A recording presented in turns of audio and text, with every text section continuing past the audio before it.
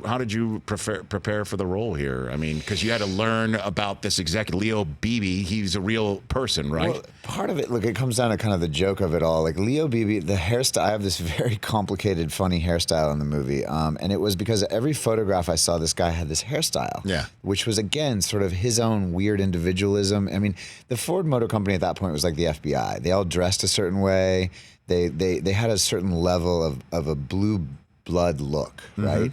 And Leo Beebe, weirdly enough, was one of the top guys. He was in a tank in World War II with Henry Ford II. They had this tremendous and deep friendship, and he believed in not just his great friend Henry Ford, but he believed in the Ford Motor Company as an iconic American important company for the image of the idea of what America is, which goes down to kind of what the story is about. Right. So even down to this hairstyle that he had was purposeful, and there was this sense of this dignity that I think he had, and this sense that he wanted America and to be presented a certain way.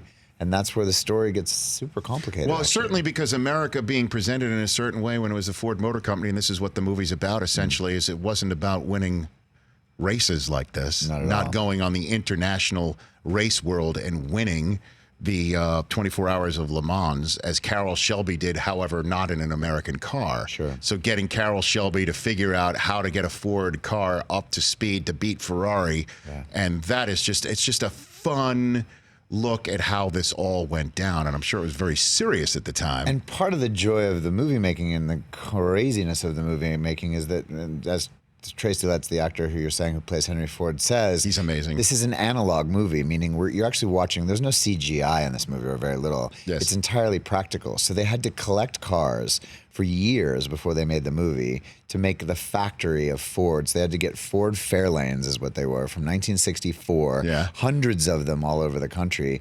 Build them, rebuild them, tear them apart. All these different things that were going on for so long in pre-production to get.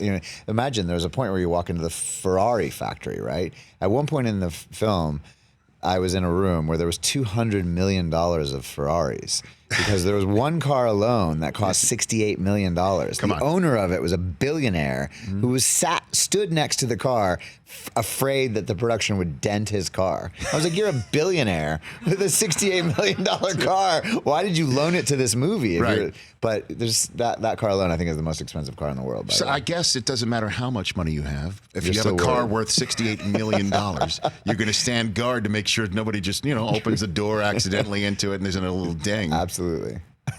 That's amazing. Yeah, the car, I mean, everything looks so authentic and so great. Again, Matt Damon, Christian Bale, and you, Josh Lucas, in Ford versus Ferrari in theaters near you 1 week from today. For more of The Rich Eisen Show, tune to Audience Channel 239 on DirecTV for free on BR Live, or download the Rich Eisen Show app.